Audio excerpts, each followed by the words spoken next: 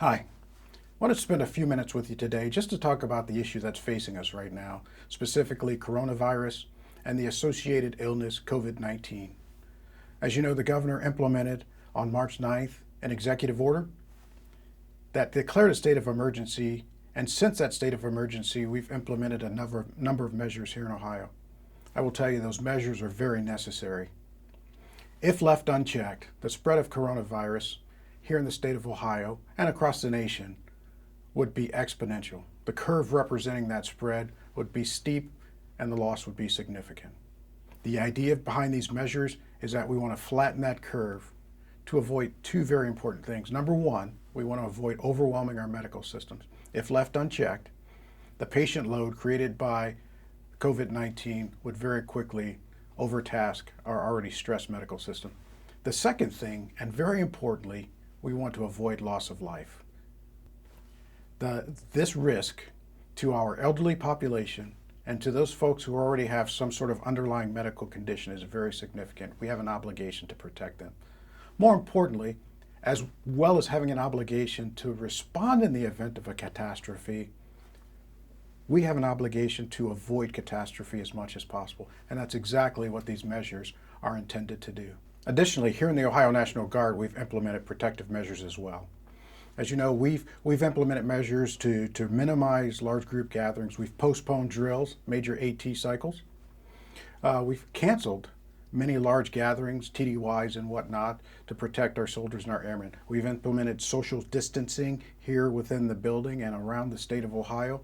And most importantly, we've implemented telework procedures for our FTUS that allows those folks not only to work from home, but to take care of some of the challenging childcare issues that our workforce is facing. If you have doubts about these measures, these procedures, call your chain of command. We've given them max flexibility to implement these procedures while still getting after those critical mission sets that need to be done.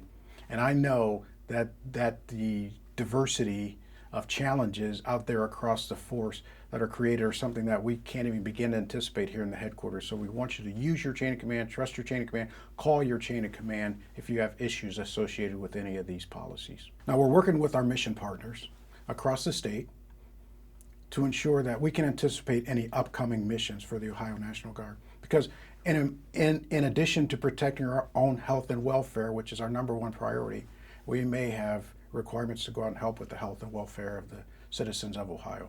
We don't know what those missions look like yet, but we know, based on what we've seen in some of our partner states, that they will be very diverse. That means every soldier, every airman who's qualified is eligible to be called up. So ensure that you are ready. Ensure that you're ready to protect your family during these times, that they implement the measures even when you're away from the household. But it's very important that we maintain that high state of readiness because we have an obligation to the citizens of the state of Ohio. And once again, when it comes to potential missions or missioning for the Guard, ignore what you may see or hear on social media. There's only one source of truth about what the Guard is doing as far as we're concerned. If you're a soldier or airman, your chain of command is your source of information about potential or future missions. Anything else is unreliable. And in that regard, overall, when it comes to information about coronavirus or COVID-19, make sure that you're going to reliable sources. The Ohio Emergency Management Agency has a very, very good website that will provide you up-to-date information and links to other sites that will keep you informed. And this is very, very, very important. Misinformation is rampant right now. The truth comes from your chain of command. The truth comes from reliable sources. So in that regard, let's make sure we use reliable sources. Social media is not. We know that there are actors out there in the social media space intentionally sowing misinformation. Don't buy into that. It's intended to create panic and fear, and we have an obligation not to be a part of that.